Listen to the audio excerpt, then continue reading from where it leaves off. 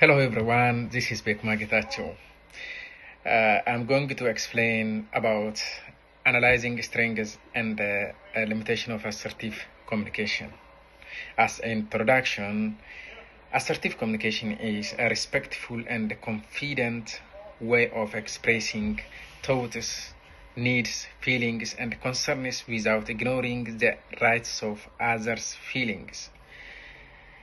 It is significant in health and social care because professionals frequently have to communicate effectively, ask personal questions, deal with sensitive and difficult conversation, and raise concerns about the service user's safety.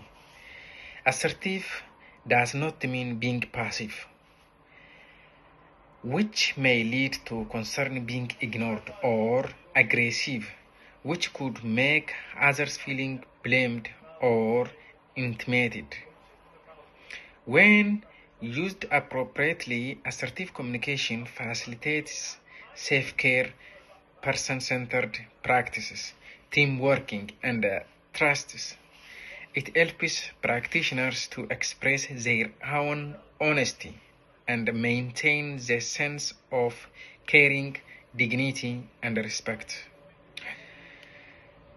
When we see definition and characteristic,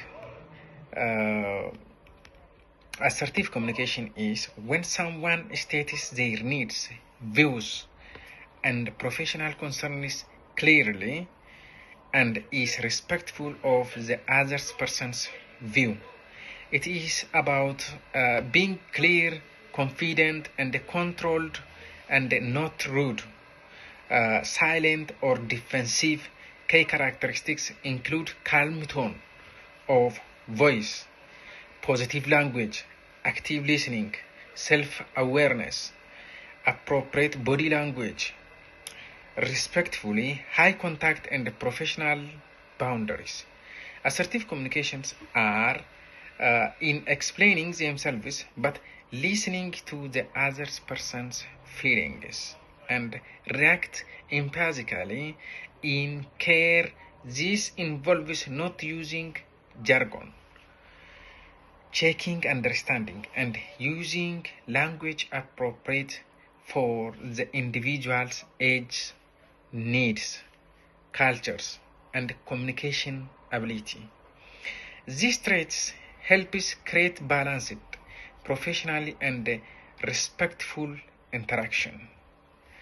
When we see strengths, assertive communication is good for health and social care.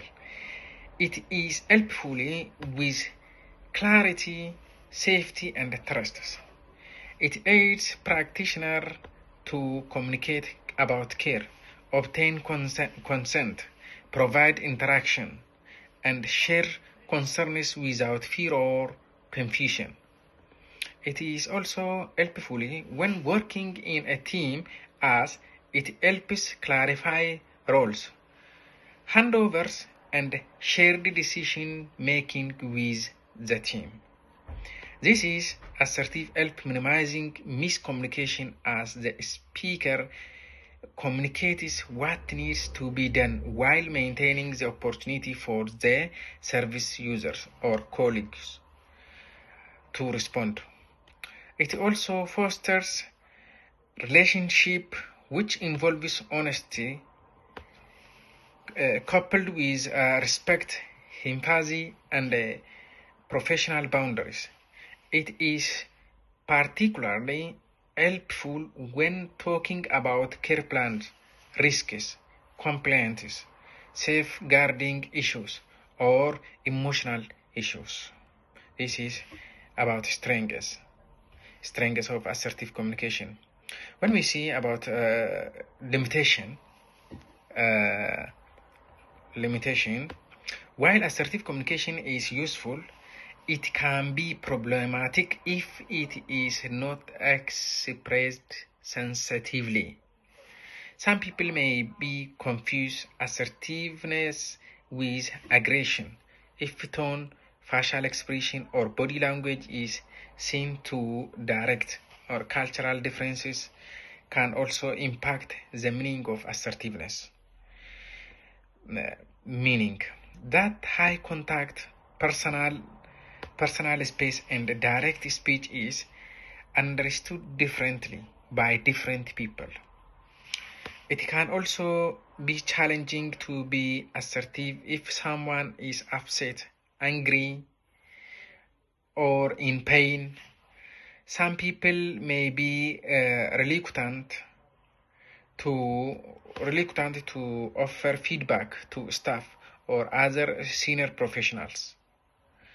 If they fail, they are at a disadvantage. Thus, assertiveness needs to be personalized, patient, culturally sensitive at all times. Application in practice. A practical example is care worker supporting an older adult who refuses medication.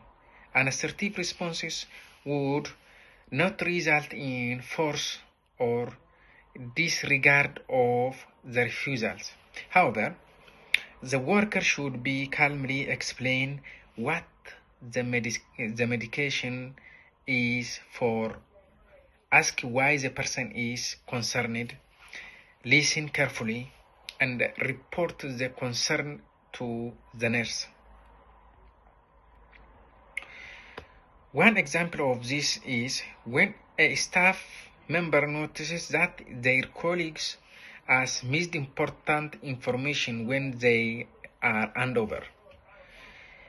They can communicate assertively without hurting the feelings of others and asking for clarification rather than being silent and subjecting themselves to unsafe care.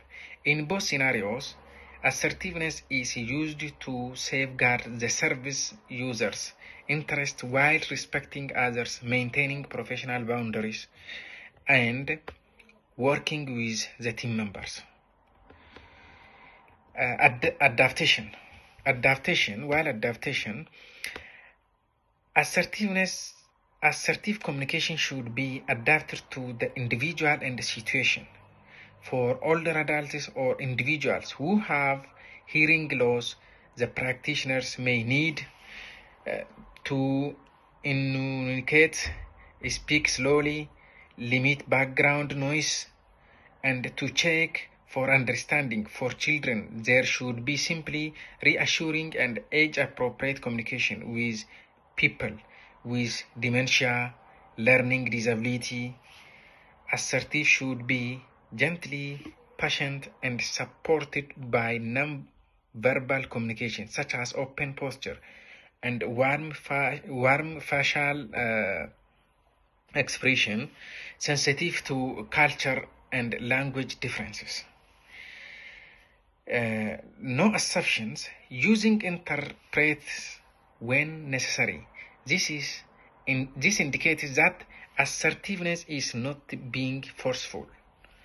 It is all about communication clearly in a manner understandable to the person.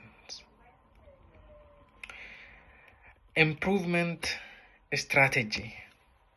Active listening, empathy, emotional control, and reflective practice can help minimize the constraint of assertive communication. Difficult conversation should be readdressed in advance by knowing the reason for the conversation and what the other may be thinking or feeling, using I statements. A calm tone, open body language, and clear explanation while avoiding an aggression message. Checking understanding is also a key point, particularly when discussing care plans, risks, or interactions. During conflict, decreases tone, take space, acknowledge feeling, listen attentively to minimize escalations.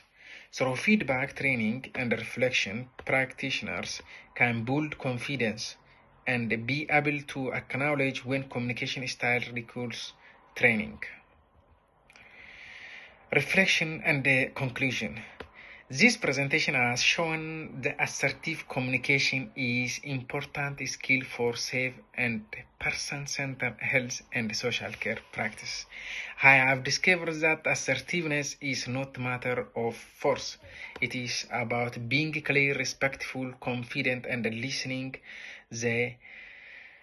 In my future practices, I would be using assertive communication to clarify information, raise concerns, foster the team working, and support the dignity and the safety of others users.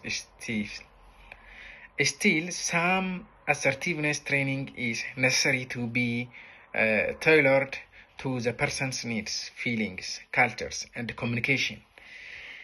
Effective assertiveness entails clarity, empathy, active listening, and professional behaviors overall. Thank you so much.